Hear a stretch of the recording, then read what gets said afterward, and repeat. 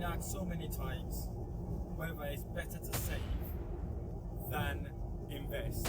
In this video, I'm going to share with you exactly 4 reasons why you should stop saving your money, because it's not doing you any good. Okay, before we get going, I would like to explain slightly on why people start saving.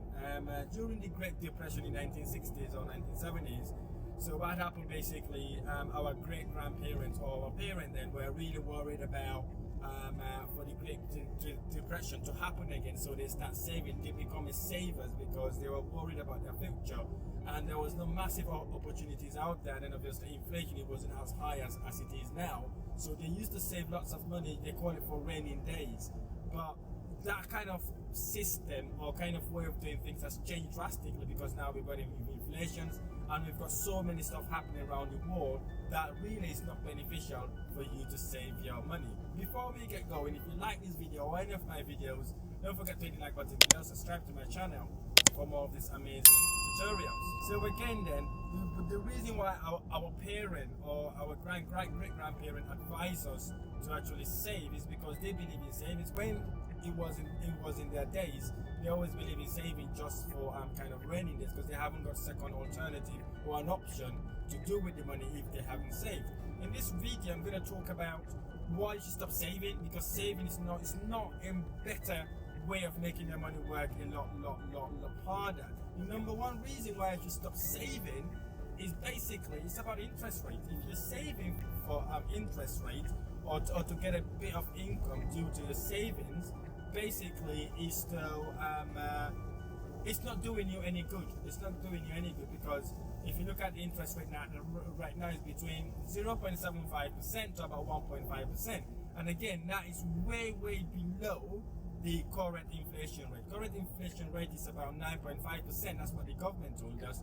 But in real terms, it's about 10-15%. Some people are saying even 20% inflation. So if you were to save your money on a less than 2% interest rate, surely you are losing out. As you can see, looking at the current interest rate, if you minus 2% from 11% inflation, you know you are minus 9% or so. And again, that is not beneficial to you, because that money you would have bought stuff today, say a sneaker or whatever it is, you will not use that same money to be able to buy the same item this time next year. Hence the reason why it's not really beneficial for you to save that money, because the interest rate is not going to be enough to be able to allow you to buy the same sneaker at that current price. So again, that's the reason why you should not save money, right? And again, there are two differences between storing money and saving money, right? Saving money is when you save money for raining days, or you save money to make a bit of interest on the amount you put down with the bank. I just told you about that.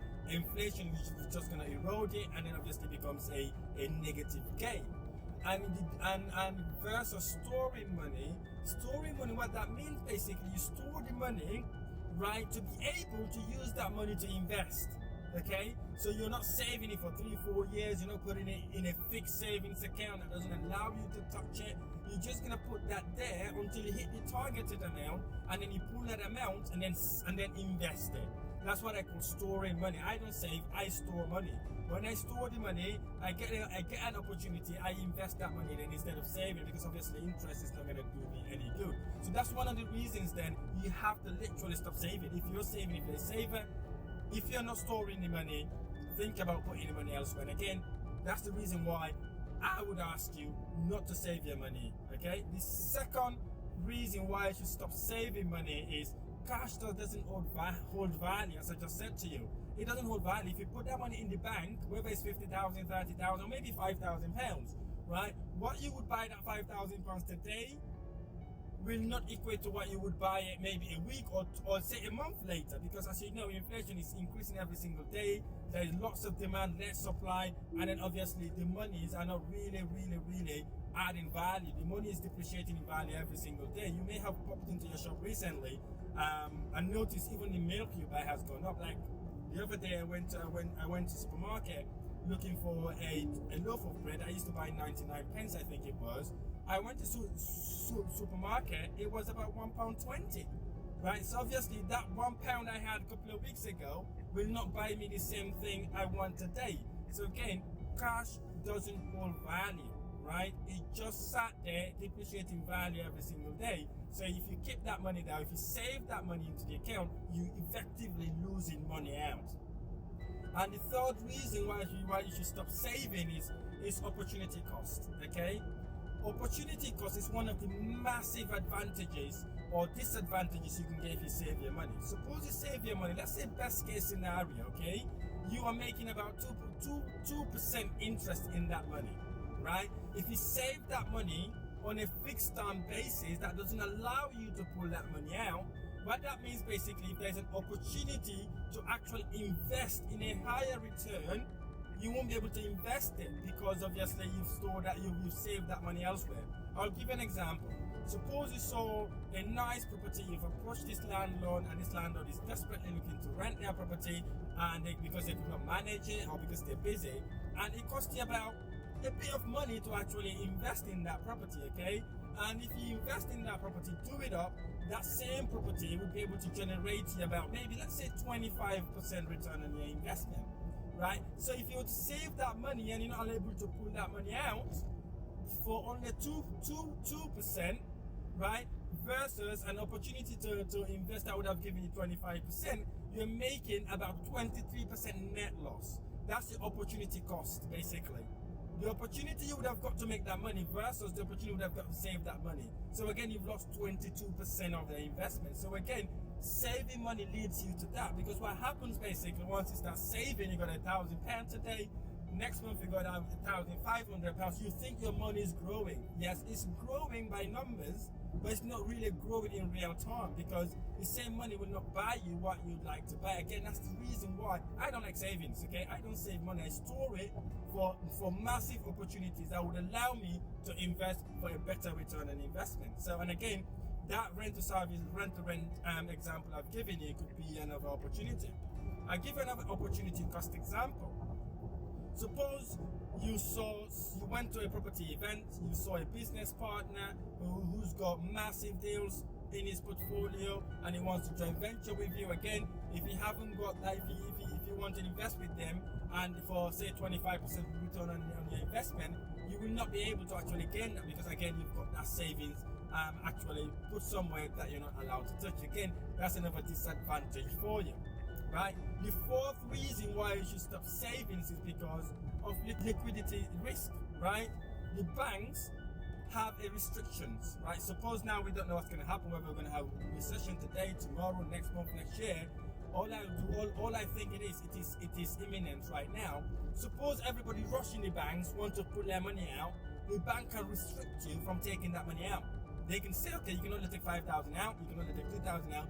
Similar to what happened in Greece a few months ago, where the government stopped their citizens to actually pull out some certain money from their account. So again, for those people who are saving on a variable kind of rate savings, they're thinking they save that way, they're able to pull the money at any time, they're able to do whatever they want to do with that money. Again, that is not a way to actually start thinking about investing. If you want to invest, you can store that money and then actually invest in later on. These are the 4 reasons you should stop savings. However, now I'm going to explain to you how you could store money or how you could use your money effectively to get better return on your investment, and also stay liquid, because what people are worried about, if you invest in properties, you may not be able to get that money as quickly as possible, and because you've tied your money in, etc., etc. I'm going to show you a simpler way and a more effective way for you to be able to invest and at the same time basically get yourself a massive return on investment and also be liquid at the same time. As we all know, normal people like to save, and obviously they also invest in stock and shares. They literally gamble their money away, hoping that they would make a better return on their investment instead of thinking about what is the best way to actually invest. So they gamble their money away and hope that they may be able to get a better return, or they get convinced to actually put their money in an ISA, hoping that again interest will creep up and make money that way, or they'll ask them to actually invest in their pension. To me, pension is one of the biggest scam ever you could ever think about. It's a massive scam. You would put into your pension so much money only for you to be retired and be told you're earning about 300, 400 pounds a week. That literally is a massive scam. You can make your money work a lot more better than actually investing it in these areas, in savings, stock and shares, and also ISAs or pension, because basically the future is not in your own hands, in someone else's hands. Hence the reason why I'm going to share with you now, today, right now, what are the benefits you can get from actually investing in a different way and stay liquid at the same time. The reason why I wanted to share this with you is because for you to understand exactly what the benefits are. I'm going to share with you two options that will take you from gambling your money away to quite the opposite. Okay, that's exactly what I'm going to share with you today. Again, one way of using your money effectively and stay liquid at the same time is taking life insurance. Okay, I'm not talking about life insurance for when you die or for when you're ill or for when something drastic happens with you. I'm not talking about that. I'm talking about cash value insurance. Cash value insurance is a very effective way that would allow you to be liquid at the same time, be able to get return on your investment. So what is cash value dividend paying insurance? Cash value dividend paying insurance allows you to store your money whilst getting paid guaranteed income, return on investment from the money you've put down. You get dividend and available for you to withdraw or borrow against in any emergency. So basically you will put in money, right? At the same time you get guaranteed return on your investment, you get dividend, as well as the money is there for you to use as collateral or to withdraw and reinvest either into the life insurance, or you can pull that money out and then obviously invest in whatever adventure you want to invest in. And the benefit also of life insurance investment, basically, I call it the cash value dividend paying insurance. The benefit you get from that, it could earn you anywhere from 3% upwards. Okay, you're investing your life insurance and you're getting anything over 3% on your return on your investment as well. And obviously you've also have your dividend payment as well. If the company does really well, they've got less claims, again you get that dividend paid to you. And another benefit also, it's a massive benefit, I can't emphasize enough how important this is tax free. If you were to get a return on your investment, if you get paid any of the income from that sort of income, is tax free. You don't have to pay any tax to the taxman, and you can use that money and obviously invest it elsewhere. And again, as I said earlier on, you could easily borrow that money to invest in any investment you want. But I would advise you not to do the crazy sort of investment by buying cars, going on holiday. You want to invest that money that will bring you a lot more return on your investment. Okay, and also you are able to actually stay liquid at the same time. Okay, stay liquid at the same time, which would allow you to obviously pull any money you want for in case you need it for emergency. The second reason, or the second way you could use your money effectively, is obviously, as you all know, is to invest in properties. Okay, the reason why I'd like to talk about properties or talk about investing in properties is literally it gives you better return on investment, right? In properties you can make over 25% return on your investment in real time. Okay, and 95% of the rich people does this. Okay, what they do, they create businesses, they invest in real estate. So again, that is the formula successful people do, right? Because it gives you a better return on investment, and then obviously, as we all know, it literally creep up in value over time. So let's talk about what is investment properties. An investment property is defined as a real estate property purchase to generate a return. The return could be through rental income, capital appreciation, or from a future sale of the property, or combination of renting it and then obviously getting the capital appreciation. Again, these are the sort of investment you could make without getting involved every single day. right? You don't have to be doing the things every day. You don't have to be working to earn that money. Basically, you could buy a property today, do the work, and then obviously give it to an agent to manage, and then you get your return on investment every single month. And at the same time, the property price goes up effectively. So again, these are the benefits you can get. But the massive benefit in investing in properties, I'm going to share with you now so you can understand exactly why I've been banging on investing in property. The number one benefit is positive cash flow, right? If you buy the right property, right location, right size, you've done it really, really nice, you get what we call positive cash flow. I call it recurring income. I call it passive income, because once you start making that money, you make that money every single month. You don't have to actively work to earn that money. This is what you make the money work for you whilst you sleep, okay? The second advantage in investing in real estate, basically, again, you got the tax benefit.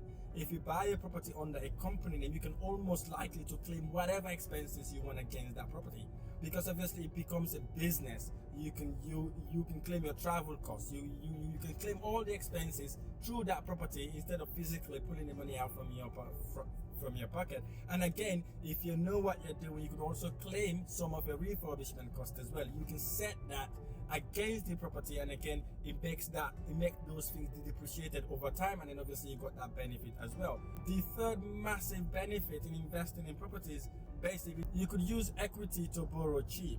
Suppose you bought a property, let's say you bought the property 5 years ago, and you bought that property, let's say you bought it for about £100,000, and 5 years from now, that property now worth about £150,000 or so, and your loan on that property may be £75,000 because you bought it £100,000. So within that property now, you've got 75% equity if it was interest only. And again, if we were paying that mortgage down, it even gets better because that equity goes up significantly. So what you could do then, you've got options. You could either remortgage, pull that equity out. Alternatively, you can get a further advance, right? Or you can use that same property as a collateral to buy another property. I'll give you an example. I bought a property in Port Talbot when I started my property investment journey. I bought it outright. I didn't have any mortgage in it. What I did basically, I used that property as a collateral to be able to buy 2 or 3 properties. So again, that is the benefit you can get if you have equity in a property. It doesn't have to be 100% equity, but as long as you have equity in that property, you may be able to borrow cheap or get a further advance or remortgage that property, pull that investment out to go and buy yourself a lot more rental properties. Number 4 benefit is capital appreciation. Property prices goes up by 7.5% in a yearly basis. So basically, if you've got a property now, you've bought it now, in about a year or two would have gone by 7.5%. In 2 years would have gone by nearly 15%. So again, you also get that benefit, not just the benefit on that property. If you'd already taken a loan, suppose the loan was £75,000, you're still going to pay that £75,000. Not just that, that value of the £75,000 has gone down, and the property price would have gone up. So basically, it has been a win-win resolution for you. Here is how you take benefit out of it. Here is one of the main benefits. Basically, if you look at the cash flow benefit, tax benefit, equity benefit, and obviously you got the capital appreciation, you're likely to be earning about 25% plus potential return on your investment. Let me now tell you, if you were to invest £25,000 at 25% return on your investment, in 25 years from now, that same property, that one property, would have worth £6.6 million. That is you getting a return on investment 25% every year. That would accumulate about 6.6 million property investment portfolio. This then goes without saying that if you invest in properties, it's not a get rich quick scheme, but it eventually gets you a massive return on investment. Not just gets you a massive return on investment, it also puts you in a better position and likely to make you a millionaire before you retire. So again, these are the benefits you get for not saving. Okay, these are the benefits you get for investing in real estate or in a life insurance. If you've ever been contemplating taking a life insurance, and again, you need to know what sort of life insurance you need to take. Get a correct financial advisor to actually advise you on what sort of insurances you need to take. And then obviously, if you want to take that, make sure you get the best advice and make sure you know what you're doing. I'm only sharing what my personal experiences are, so that you can kind of be inspired to actually take action to do similar thing I've done. And then obviously properties is one of the things I've been banging on all the time. So again, if you invest in properties, you get massive return on investment, and obviously you'll be adding value, and most importantly, you're providing someone a home. So my advice for you today: don't save, store the money for a few months or a couple of years. Don't save it because you want to get interest. Save it because you got an opportunity to invest elsewhere. Get that money, invest in properties. You can start with rent to rent to service accommodation, or purchase lease option, deal sourcing. Save that money, start doing things like that. And again, obviously, eventually, it would help you invest and become financially free. If you like this video or any of my videos, don't forget to hit the like button below. Subscribe to my YouTube channel for more of this amazing tutorial. I look forward to sharing the next video. Thank you so much for listening.